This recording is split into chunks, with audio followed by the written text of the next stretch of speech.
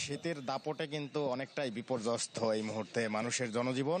গত 1 তারিখ থেকেই কিন্তু শরীয়তপুরে শৈত্য প্রবাহ সারা দেশের মতো বয়ে যাচ্ছে এবং ঘন কুয়াশা থাকার কারণে মানুষের জীবনযাত্রা কিন্তু মারাত্মকভাবে বাধাগ্রস্ত হচ্ছে। তার প্রভাব কিন্তু আমরা হাট বাজারগুলিতেও দেখতে পাচ্ছি। বিশেষ করে আমি এই মুহূর্তে রয়েছি জেলা শহরের একেবারে মূল বাজার, যেটিকে বলা হয় পালং বাজার। সেই বাজারে কিন্তু অনেকটাই ক্রেতা শূন্য বলা যায়, কারণ আজ শুক্রবার ছুটির দিন হওয়া সত্ত্বেও কিন্তু এই বৈরী আবহাওয়ায় মানুষ খুব একটা অতি প্রয়োজন ছাড়া ঘর থেকে বের হচ্ছে না। শুধুমাত্র যাদের খুব বেশি প্রয়োজন তারাই বাইরে বের হচ্ছেন এবং বাজারে এই মুহূর্তে যেই সীমিত সংখ্যক ক্রেতা রয়েছে তারা আসছেন এবং তাদের প্রয়োজনীয় সবজি বা অন্যান্য পণ্য সামগ্রী কিনে দ্রুতই তারা বাড়ি চলে যাচ্ছেন। তবে বিক্রেতারা যেটি বলছে যে হয়তো আবহাওয়া পরিস্থিতি খানিকটা উন্নতি হলে সকাল 9টা বা 10টার পর থেকে ক্রেতারা বাজারমুখী হবেন এবং তাদের বেচা বিক্রি স্বাভাবিক হবে।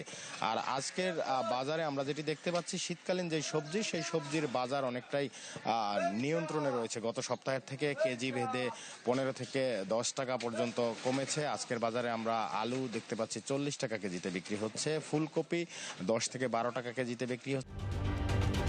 ঢালাইয়ে দৃঢ়তা, নির্মাণে নিশ্চয়তা, প্রিমিয়ার সিমেন্ট, ঢালাইয়ের রাজা।